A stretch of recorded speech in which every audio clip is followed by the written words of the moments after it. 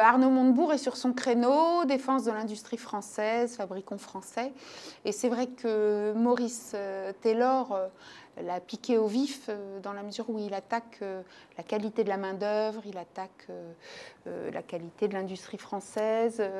On retrouve le Montebourg qu'on connaît bien avec la référence à ce qu'a fait Lafayette pour les États-Unis d'Amérique, ou bien le sacrifice des jeunes soldats américains en 1944. Il est dans son registre. Maintenant, la question peut être une question d'efficacité.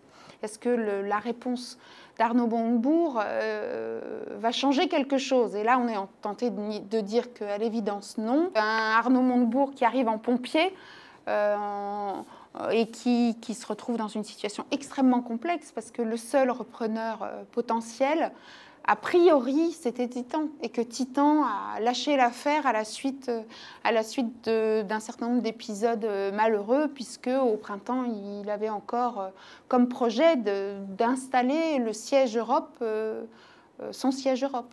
Le PDG de Titan a trouvé un syndicat qui lui ressemble en quelque sorte, puisque le délégué syndical d'Amiens Nord, CGT, qualifie la lettre de déficient mental. On est sur un registre de la polémique et non pas de la construction. C'est vrai que la personnalité de Maurice Taylor est une personnalité très forte.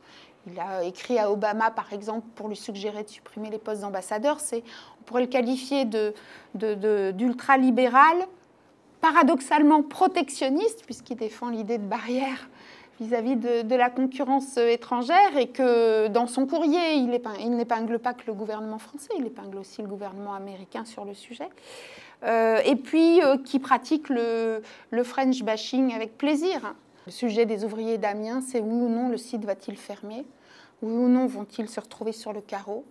Ils sont 1200 au total.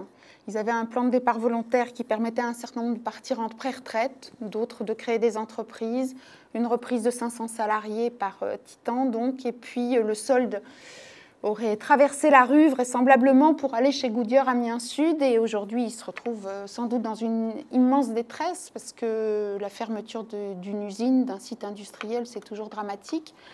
Ce qui est certain en outre, c'est que la polémique qui vient de se produire n'aura pas facilité la recherche d'un repreneur, tâche que ça signe Arnaud Montebourg, puisqu'on peut dire que tout le monde connaît aujourd'hui Goodyear Amiens Nord, et que les déclarations du PDG de Titan ne sont pas pour asseoir la réputation du site de telle façon qu'il suscite des repreneurs. Arnaud Montebourg n'a décidément pas de chance, parce que là, il y avait quand même une affaire qui n'aurait absolument pas dû se terminer de la façon dont elle risque fort de se terminer, et il se retrouve dans une situation où il est peu probable qu'il réussisse à trouver une issue qui soit une issue positive.